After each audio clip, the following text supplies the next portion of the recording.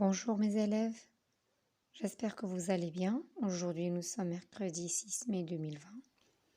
On a une Vous séance de avez déjà grammaire. On va voir la leçon assisté à la de première l'accord du séance sujet de et du cette verbe. leçon. C'est une deuxième séance. Aujourd'hui, c'est toujours la même leçon, mais c'est une deuxième séance. On va voir encore plus d'exemples. L'accord du sujet et du verbe. On fait un petit rappel sur l'objectif, le sujet et le verbe qui nous donnent une phrase. Le sujet, c'est lui qui fait l'action. Il peut être sous forme d'un nom propre, d'un nom d'un animal, pardon, ou bien d'une personne. Le verbe, c'est un mot qui indique une action. Ou bien c'est un mot, il peut être qui indique un état. Comme le verbe être, c'est un verbe d'état. Tout simplement dans une phrase, obligatoirement, on va avoir un sujet et un verbe. La condition, c'est que ces deux-là doivent être en accord. Alors, qu'est-ce qu'on veut dire par l'accord? Suivez avec moi. Regardez bien l'image. Là, on a deux phrases. Première phrase, Julie monte. Julie, regardez, ça commence avec une majuscule. Pourquoi? Parce que c'est le début de la phrase et en plus, Julie, c'est un nom propre. Alors là, on parle de qui dans cette phrase? On parle de Julie. Que fait Julie? Elle monte. Faites attention que j'ai remplacé Julie avec elle. Pourquoi? Parce que Julie, c'est un nom propre féminin singulier et elle, c'est un pronom personnel singulier féminin. Et la terminaison de la troisième personne du féminin singulier, c'est la lettre E, comme vous le voyez ici en rouge. Je passe à la deuxième phrase. Mélanie et Rémi courent. Regardez que Mélanie, Rémi commencent avec une majuscule. Ce sont des noms propres. Et ici, on a le pluriel. Je vous ai déjà dit que lorsqu'on dépasse une personne, une chose, un animal, là, on est dans le pluriel. Alors, Mélanie et Rémi, c'est le sujet pluriel. Mais que font-ils? Mélanie et Rémi courent. Là, c'est le verbe courir. Mais les terminaisons du présent sont toujours les mêmes.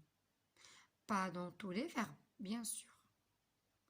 Dans les verbes en ER, comme le verbe monter, qu'on a dans la première phrase.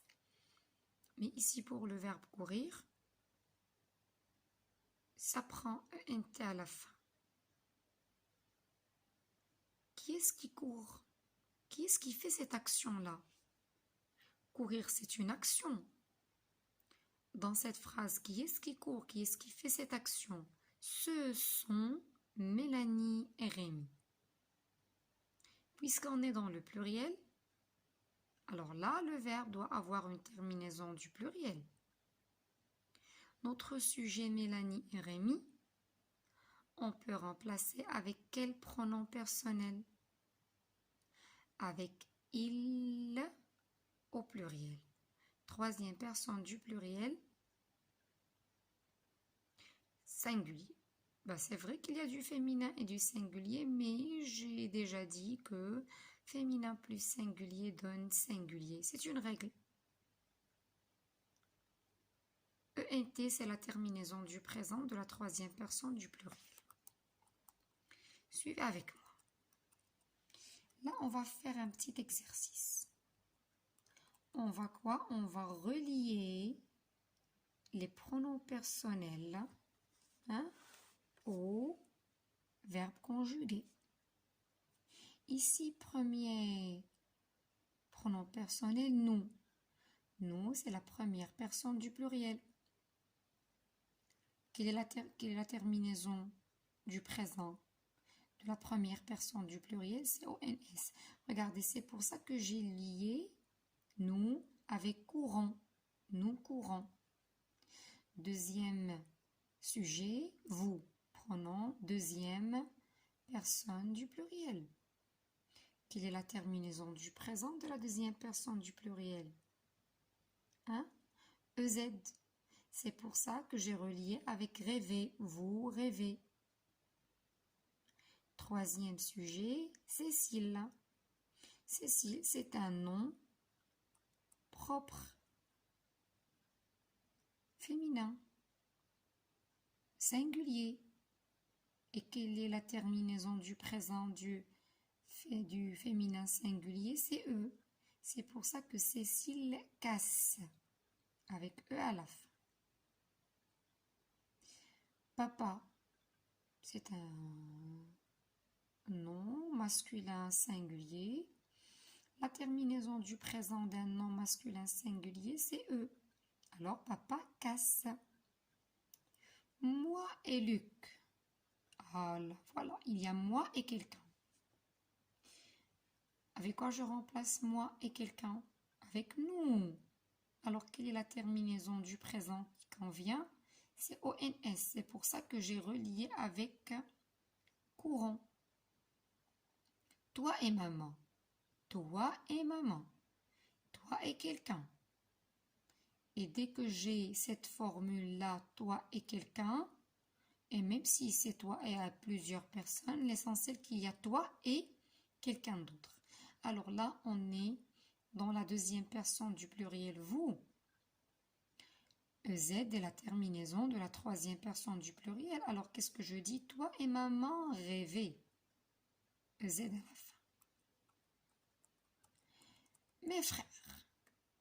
Mes frères qui est un groupe nominal masculin pluriel. Mes frères que je peux remplacer avec il au pluriel. Quelle est la terminaison d'un groupe nominal au pluriel? ENT. Mes frères dorment. Regardez bien la flèche. Mes frères dorment. ENT. Dernier sujet, les filles, groupe nominal. Déterminant plus nom de personne. Les filles. Troisième personne du pluriel, elle avec S. C'est le pronom qui peut remplacer ce groupe nominal. Sa terminaison, c'est ENT. Alors là, dans cet exercice, est-ce que tous les sujets sont en accord avec les terminaisons des verbes conjugués au présent? Oui, exactement. Alors là, le sujet, il est en accord avec le pronom, pardon, désolé pour cette petite image. Alors oui, le sujet, il est en accord avec le verbe. Ça veut dire quoi encore? Ça veut dire que la terminaison, elle est bonne, elle est correcte. Lorsque le sujet était au singulier, la terminaison était au singulier. Lorsqu'il était au pluriel, il était au pluriel en prenant en considération première personne du pluriel, deuxième personne du pluriel et troisième personne du pluriel, parce que chaque pronom a une terminaison qui lui convient. Regardez avec moi cet exercice, s'il vous plaît. Regardez. Je complète en accordant chaque verbe avec son sujet. Je conjugue les verbes à l'imparfait. Alors, puisqu'on a déjà vu les terminaisons de l'imparfait, on va travailler cet exercice avec l'imparfait. Le jardinier piochait la terre. Quel est le sujet ici? Le jardinier, groupe nominal.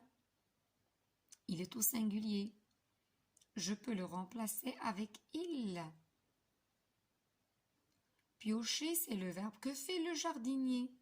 Le jardinier piochait la terre. Quelle est la terminaison de l'imparfait de la troisième personne du singulier? A-I-T. Alors, c'est correct. Paul dessinait avec un feutre. On parle de qui dans cette phrase? On parle de Paul. Mais que fait-il? Quelle est l'action qu'il est en train de faire? De dessiner. Paul dessinait. Paul, c'est un nom masculin singulier. Je peux le remplacer avec un pronom personnel singulier. Et la terminaison de l'imparfait qui convient à la troisième personne du singulier, c'est AIT. Phrase suivante. Les brioches dorées dans le four. Vous connaissez les brioches, c'est une sorte de gâteau. Ben, on parle de quoi dans cette phrase? On parle des brioches. Les brioches, groupe nominal, sujet. Alors, quelle est l'action qui se passe ici? C'est qu'elle dorait, elles deviennent dorées, dorées dans le four. La terminaison ici, c'est A-I-E-N-T.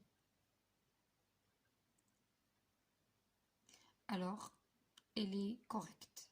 Mes cousins rentrent ce soir.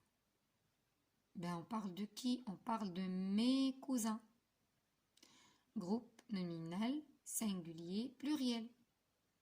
Si je veux le remplacer avec un pronom personnel, je remplace avec il au pluriel. Ben, que font mes cousins? Mes cousins rentrent ce soir.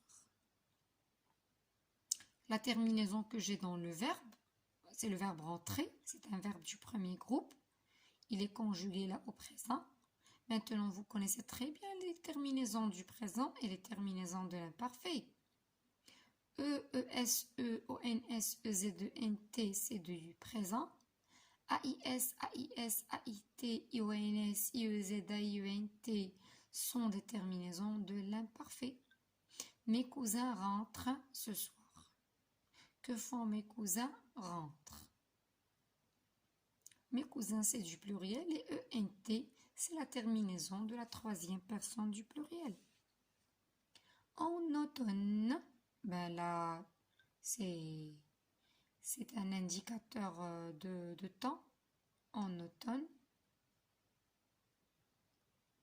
ben, il indique...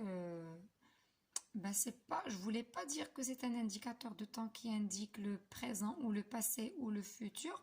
Non, mais là, je veux dire que il indique un certain temps. En automne, la saison d'automne. Que se passe-t-il? Les feuilles tombent. Ben, on parle de quoi? On parle des feuilles. Qu'arrive-t-il aux feuilles? Tombe, c'est le verbe. Les feuilles, il est au pluriel. Et la terminaison du pluriel du présent, c'est E-N-T. Troisième personne du pluriel. Il travaillait à l'usine.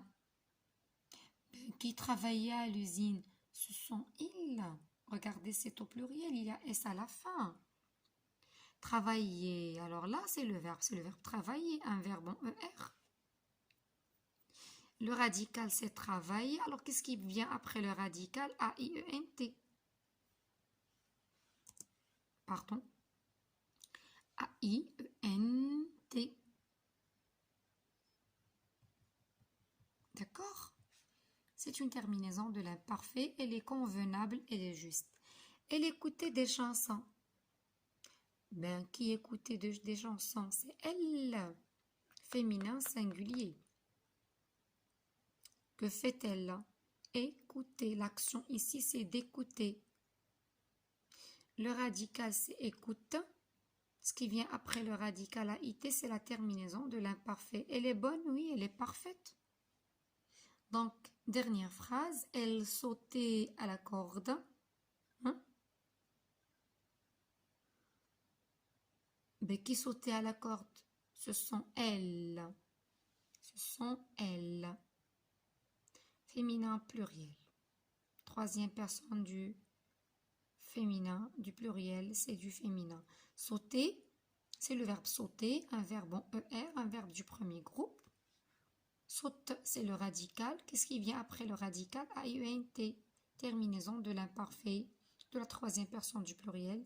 Alors, dans toutes ces phrases-là, est-ce qu'il y a l'accord entre le sujet et le verbe? Oui, effectivement. Il y a un accord entre sujet et le verbe. Écoutez mes enfants, la leçon elle est très facile. Premièrement, vous devez avoir bien appris les terminaisons du présent et de l'imparfait. Ça, c'est sans faute. Et lorsque j'emploie ces terminaisons dans les phrases, je fais attention au sujet.